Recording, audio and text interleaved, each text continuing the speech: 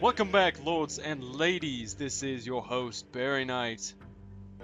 Today we're going to be playing a Westeros Total War submod, Fire and Blood. We have not touched on this submod since the Night's Watch series, which, if any of you were hoping I'd bring it back, I just got tired of it because the AI was so easy to destroy up north, and then it would have just taken way too long to go down south. But anyways, just want to say I'm back. I'm not going anywhere. I've recovered from my wisdom teeth being removed, and I'm no longer a crybaby or a piece of shit anymore.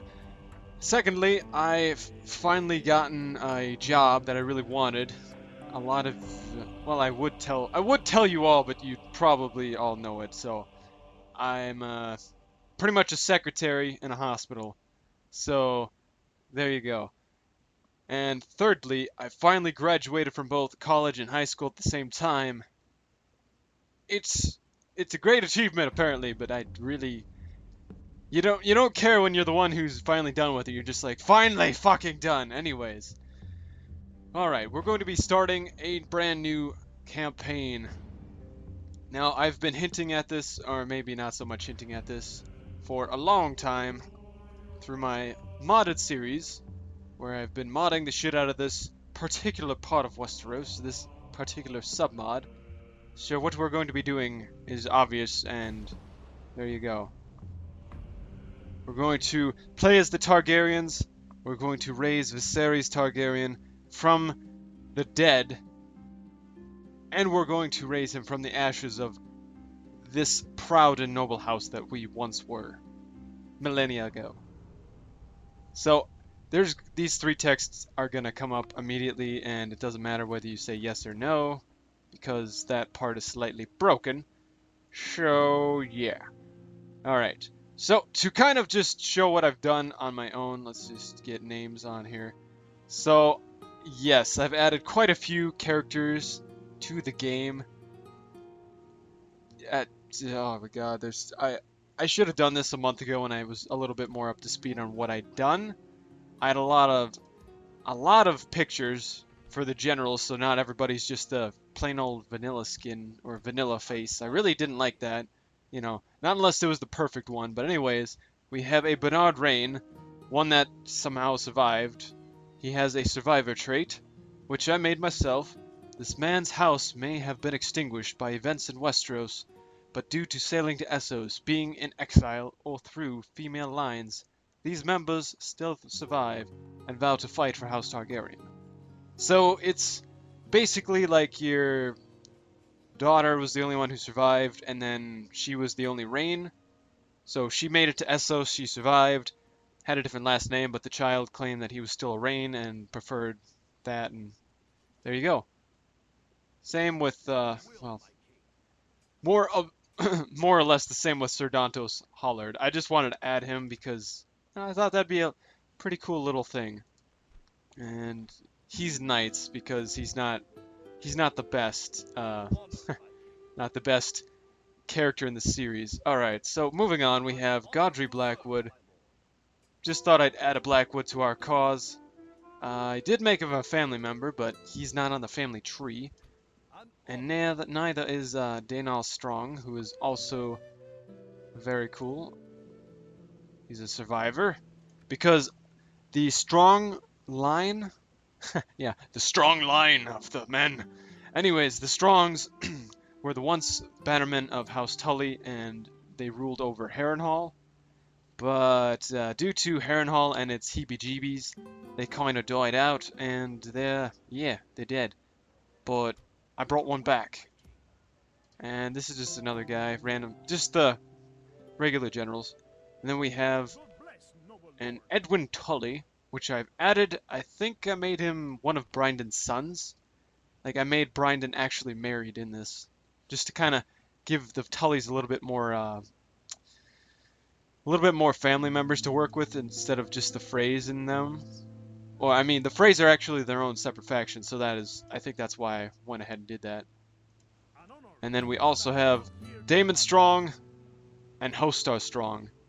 So Hostar Strong and Daemon Strong, I Didn't add a lot of loyalty to, I just gave him one loyalty trait, I think, and that was that. But yeah, I did increase a few more family members for the Tullys and a few more things for the phrase. Not too much. Not too much for the phrase. I really hated the phrase. Everybody hates the phrase. Kill them all. Anyways, we're moving back into Targaryen lands. I have changed nothing with these two generals. Viserys, on the other hand, I have changed quite immensely. I have given him the True Fire Crown. This crown was especially made for those of the Targaryen bloodline. It will only remain lit when worn by a Targaryen. Bastards count as well. And just remember that for a second. Anyways, it gave him a dragon. You can read through this description. Well, you probably can't see it if it's too tiny. Dragons are the last of the great beasts within the known world. After their arrival back into the world, dragons have reawakened magic in all its capabilities. They truly are magnificent creatures who deserve to be remembered for their nobility and strength.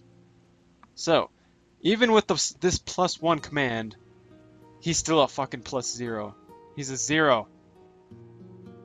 Jeez. And I gave him a ruby, which you'll see quite a bit of. It's a ruby found from the trident, fabled to be from Rhaegar's armor. These small rubies seem to possess the same magical aura as Rhaegar's armor, but lack the same potency. Now, you'll see that the magic from the dragons coming back was, let's see, let's just get to my guy, Clavis Berry. Some of you might be familiar from this guy from when I originally tried to start this series up, and I just kind of left it at part 2 last time, but that was because the update happened. Anyways, same Valyrian sword, House Berries, blue, and gives me good stuff. Rhaegar's armor is the really cool thing. Came up with this in college class one day. I just thought, you know when you're so exhausted during school that you don't really give a shit, and your mind goes to other things? My mind went to modding this, and I just said, you know what, I'm just going to come up with ideas as the teacher's talking. Now, don't get me wrong, I loved my teacher, but I really hated I just hated the class. I hated the thing I was trying to learn. But, anyways, Rhaegar's armor was smashed to bits when Robert dealt the final blow on the trident. But shards of his armor remained in the rushing waters on the trident until one day Clavis Berry happened to stumble upon the bits of armor.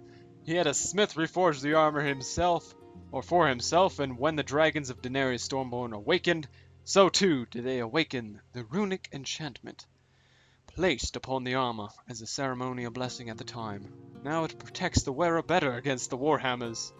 Or against warhammers, they're so Clovis hopes. Yeah, hopefully, buddy, hopefully. Anyways, an heirloom of House Berry believed to hold the souls of past family members, blah blah blah, blah blah blah, blah blah blah blah blah blah. Adds a lot of good stuff, blah blah blah. There you go. There's a lot of stuff to go through, so I'm kind of skipping through shit. Alright, so we have Jorah Mormont gave him a ruby. That's about it. As you all know, if you've seen the modded series, Ruthar Darkline, Lord of Duskendale, Darkstar. Did I give him anything else? I might have given him a scribe for law or something. I don't know. Made him a survivor as well. He's also on the family tree, but we'll get to that in a second. Strong Belwas. I really wanted to add him. Finally did.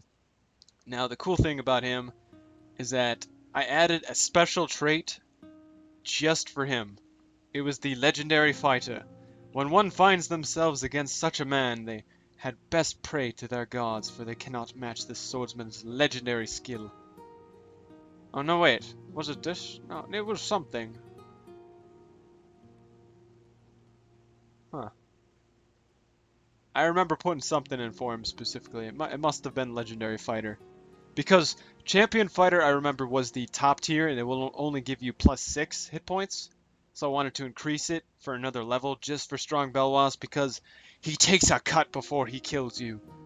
And then I just added as many ancillaries as I could that would give him plus hit points, but, you know, except for a Valyrian sword because he doesn't have one in canon.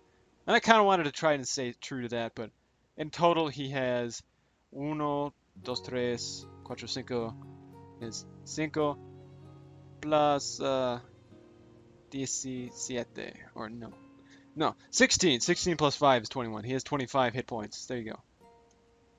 It's been a while since I've tried Spanish numbers, but yeah. Alright, so changed Daenerys' picture because you couldn't even tell what the hell her picture was. So you can tell that's obviously Daenerys Stormborn, and her command was shit. Now in the series, she obviously has a better aura of command than a plus a 1 star. So that's why I made it plus it's 5 stars, because she's the freaking savior. She's mother of dragons, you know. Anyways, I gave her Dark Star, which is I just copy and pasted this from the Blackfire Rebellion. It's pretty cool. It was really easy. Ancestral sword of House Targaryen, last known to be wielded by Bloodraven, it has been passed down through generations of Targaryens. So I thought it would fitting that she gets Dark Sister. Now, she gets Drogon, which is the biggest and the badassery of the dragon trio. So she gets Drogon as the largest and strongest of all Daenerys' dragons, and he will fight to keep her safe from any harm no matter what. So, command, 3 authority, and 5 hit points. Now that is all the specialness I gave her besides the ruby. And yes, that should be it. Alright, moving on to, let's see, Cal Ogo, Hago, whatever you want to call him. Drogo I left the same. I think I nerfed my guy a little bit. Barry, I used to have 3 swordsmen and 1 spearman, but I took one swordsman and 1 of the spearmen that he used to have. Blah blah blah. Anyways, I added a few generals in, and also added the Blackfire badass himself, Aegon. Now, in the books, Aegon is theorized to be the Blackfire or the true Targaryen, the last one that Rhaegar had. Well, I wanted to make that fan theory that he's the true Blackfire come to reality, so here we are. He's a member of House Blackfire. Long time ago. Oh wait, let's see. I think I put my own in here. No, never mind. It's the same description. Anyways, legendary fighter. Wow, I gave him legendary fighter too. Never mind. Strong Belwas and Aegon should fight on the field of battle and see who wins. Anyways, I gave him the ancestral sword of House Blackfire, or House Targaryen. Blackfire is a fabled bastard sword of Valyrian steel, once wielded by Aegon the Conqueror. It was one of 2 Valyrian steel swords the Targaryens brought from Dragonstone after the Doom. The other is Dark Sister and was passed from Targaryen king to king until Aegon the Unworthy chose to bestow it on his bastard son, Daemon, instead of his legitimate son, who was, I believe, a bastard also, so I guess it was a lesser of 2 evils there. Some felt that the sword symbolized the monarchy, so the gift was the seed from which the Blackfire Rebellion grew. Now, I thought it fitting more that Aegon get this because he's the Blackfire, rather than Viserys, who's a piece of shit. And I do have hopes that I should kill King Viserys. Now, it depends on what you guys say in the comments. I will listen to what you guys say, but I would prefer to kill him. Now, I believe that's it. I just give him the ruby and a melee champion and whatnot. John Connington, I wanted to add him in, and I gave him the personal skin. That's why his EMT Byzantine named general thing is off a little bit.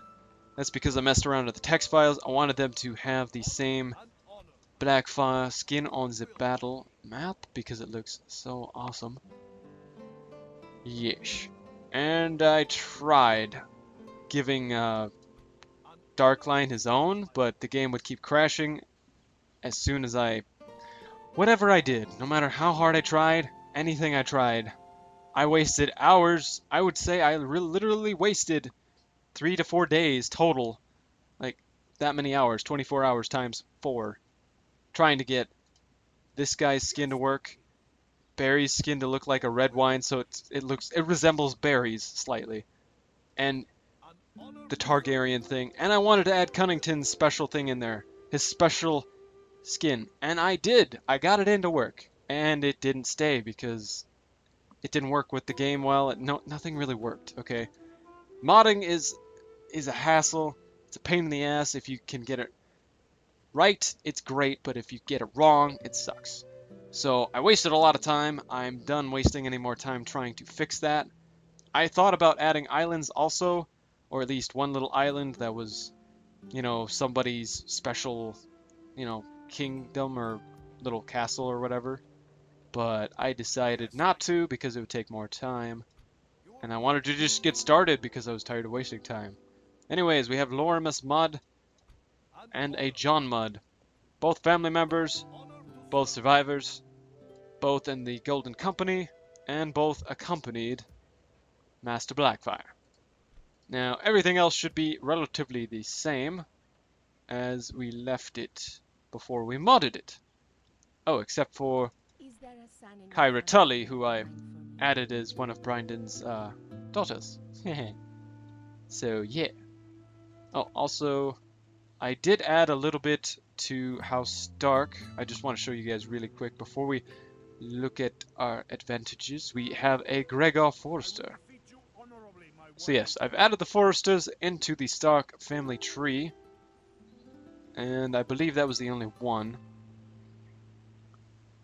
Now, the specific sirloin that I added during that one custom playthrough, or that one custom mod that the modding that I was doing on camera, I remember adding him in, but sometimes, like, I don't know how, but I somehow wiped him off the face of my text files, and I had to keep redoing my text files in order for them to, I don't know, just stay together, stay saved, I don't know, something like that. Anyways, we're going to get started before I ramble too much longer, because I know I've wasted quite a bit of time just talking over all the shit I've done, and I know I should have done this series a long time ago when I had less shit to talk about, but I just kept adding so much stuff because it was so much fun! And now it's time to reap the fruits of my labor. So, basically, strategy time. War room. Alright, in the war room we decide that this little island of greenstone, we're not even going to go after it. We're not even going to touch it. You want to know why? Because the Martells always come up from the south, always without a hitch. Whenever I was testing, they would come to this island, they would take it. Oberyn, Martell, there with like 2 units of cavalry. They're always trying to besiege the shit and take it. It's like, really, dude? Come on. Alright, so, initially, we are enemies with the Baratheons, the Crownlands, House Stark, and House Lannister. So, oh, I also wanted to show you guys the family tree. Now, I added in the family tree because there was no fucking family tree in the first place. It was just Viserys and his little shit. And then we added Daenerys and their father and their mother. And we added their brother and his wife. And we also added 2 daughters. You want to know why?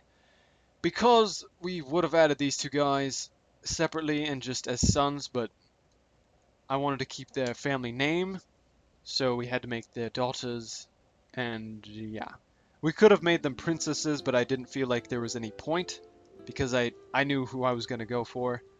Honestly, that's my only reason. So, ooh, this guy looks super sweet. That's one of my favorite, one of my favorite pictures I chose for generals. Anyways, we're going to choose Master Aegon. He's going to go for Griffin's Roost. And we're going to get all of our generals to join in. Oh, no, wait, are we? Perhaps we should scout out the area. We do have quite a bit of funds. We could take the Mudds down south. Then again, we do have quite a bit of men. So, I'll go, you go this way. And the Khaleesi and Harkal will go to the west. Alright. Now I know this one guy's army is sitting over here. I've played the game too much at this point to not know that he's there. So we're gonna wait a second to go and jump on him, scare the shit out of him. We're going to besiege this place, however, with good old Clavis. And Strong Belwas, you will join the Khaleesi and her army. You know, I tested out how many hit points it would take him to die and whatnot. I'm gonna just join them up together because they're bros. But I tested how long it would take an army to kill them, essentially. Or kill Strong Belwas. And it took them quite a while, actually. So 21 hit points is not to be underestimated. Anyways, we're going to have to play this campaign a little bit smarter than a lot of my other campaigns because I gave the AI, the Baratheons, quite a few more generals that were very, very good, and quite a few more men. So there's two similar stacks like this. One's here under the command of Roger Clegane, who wants to honorably kill me, and all of his brood, because he has two sons, I believe, that are of age, up in this area.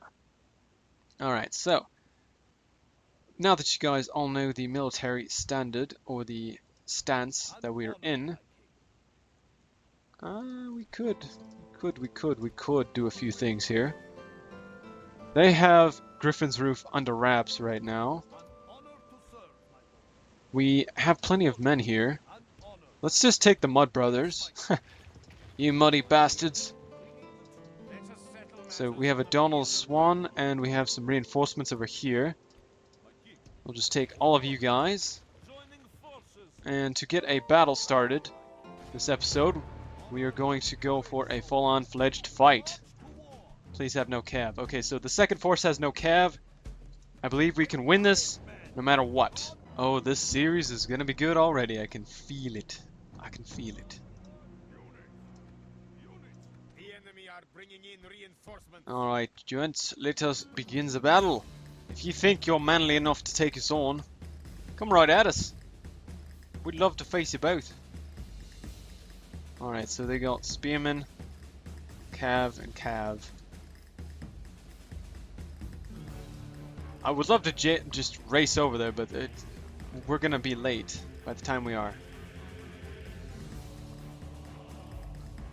So if they just hurry their pretty little asses up, that would be wonderful. You know what? I don't wait for anybody. Let's go. Everybody. Let's group up. Let's just move. Yeah, let's just move. I don't have time for this. La la la. Come on, boys. Let's go faster. Quite honestly, there's not really much strategy here. I'm just going to go for an intimidation factor. You can't intimidate the AI, or so they say. Today we will figure it out, once and for all.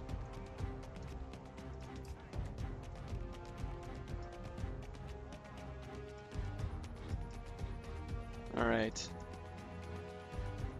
Alright boys, spread out. Let's go for a good old-fashioned, Are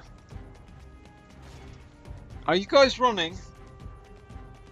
Get back here before I cut your head off. Alright, men. Move out. The army. That's a weird formation, to say the least.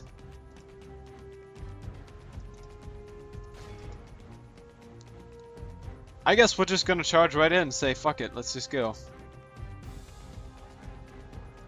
Alright boys, let's just go. Just get in there, just go fight.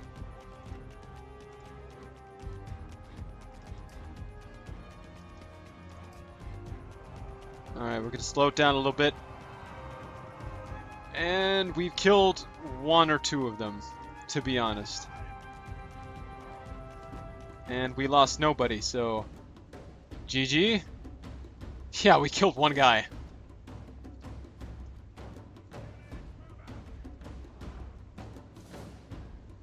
Alright, boys, let us do our havoc on the enemy.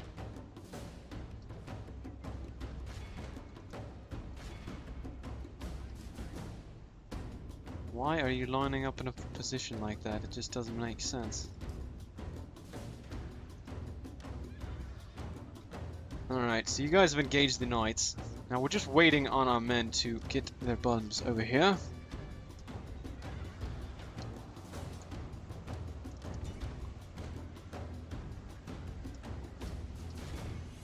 Alright, where are our knights at? We're actually gonna go catch their crossbowmen out in the open. And the general will not be the wiser. Now I do realize that I'm putting my men at risk, but I do not care, for these guys are pretty much expendable. They're family members that really aren't family. At least in my eyes. I just made them family because I felt almost obligated to do so. Because I love them so much, their family name is so cool. And to be honest, it really is. I really like their names. I'm surprised they didn't add a Tully. Alright boys, get in there. Fight these damn bastards off.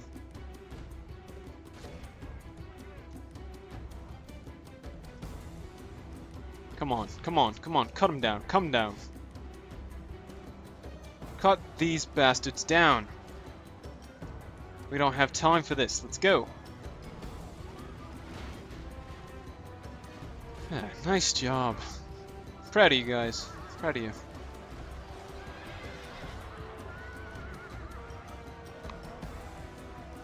Here we go. Winning the battle slowly but surely. You guys are doing very terribly on these knights. So, just to speed things up a little bit.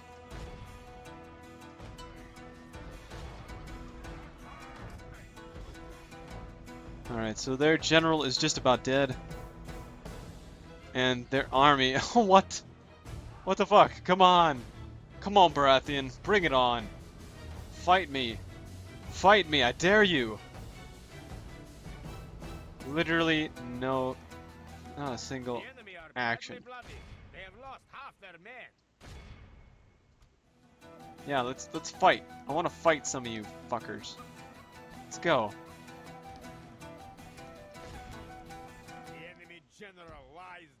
Well, it's about time.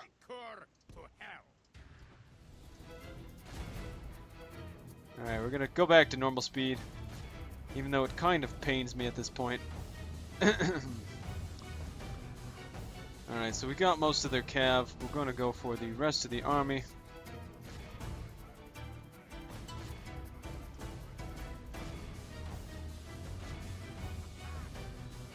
Alright boys, just come and face us totally, otherwise you're not gonna see any of this coming.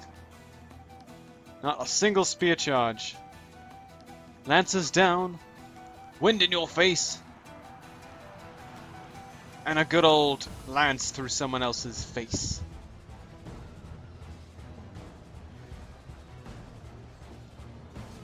Donald Swan is gone.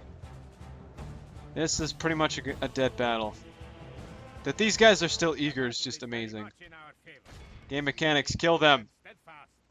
Please. Please. Kill. You guys are dead. There's no chance.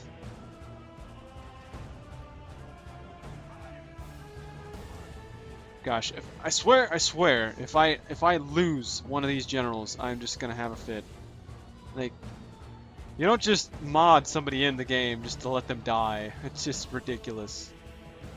So, if I fail you guys today, I failed. But I believe we can take this place due to not letting enough people die. The battle is very much in our favor. If we remain true and steadfast, victory will be ours. Alright, so we're gonna go for another charge. Let's go for another charge! Charge! Just let this guy die so we can get another charge in, damn it. Come on, you guys need to frickin' give up already. I don't care if your captain's alive or dead. There we go. There we go. And I'm seeing some gears turn. Now you realize that the cause is lost. That way. Love how my crossbowmen have not fired a frickin' shot. It's just the way the world works nowadays. Peace before mercy, right? Or something like that, I don't know. Alright, ladies and gentlemen, we are finally at the end of this battle. If we remain true and steadfast, victory will be ours. If we plan it out correctly, we can get the rest of these fuckers. And not one will get back to the city. Yep. Pretty sure this is going great. We have captured the enemy's general. Wow. That will teach the That was why. to turn That was why, tail ladies and around. gentlemen, that nobody wanted to run away. Look, Everybody was our cowardly fucking foe crazy. runs. It's time to press the attack. Alright. Everybody go after that guy. Lord, our foe is utterly vanquished. Let all who Okay, remember apparently this they day rushed into the remember trees it before I as could a even day get of there, our and most glorious 88% of them were able to die, which wasn't enough. So we'll have to besiege that castle, which kinda sucks for us, but I mean, it's not really that big of a bump in the road. I just would have preferred not to. It just would have been nice to kill them all. Of course, me accepting a ransom probably wasn't a great idea either. But we have a new mechanic in this if you've never played Fire and Blood before. Every time you gain a victory in battle, you gain +1 line of sight. And as you go on, you'll gain, greater benefits and whatnot. And plus we get a fair fighter. So we're going to besiege this place, obviously. Do we really need any swordsmen? I have plans, and you guys must realize these plans will be very well put together by the end of this. Alright, so these plans will continue. Oh my gosh, I really don't want to open myself up for these family members, these crazed Targaryens. And there's another guy, he's by the name of something Thorn. Let us settle matters on the Alright. So we do have some sellswords with you, some spearmen and swordsmen. I have a bad feeling that Edric Storm is going to race forth and protect Ronnet Cunnington. So in the event that he does that, I'm still out of range. Well, what we can do is go over this way. We can sail no further today. Go for some of these guys over here, and they won't be the wiser. So we're going to go for some of these settlements on the coast here, while the massive armies go this way to assist Griffin's Roost. And that'll about wrap it up for today. I know we haven't even ended the first turn yet, but there's more to come, and we've already gone over the time limit. So I will see you guys in the next episode. Have a great day. Bear Night out.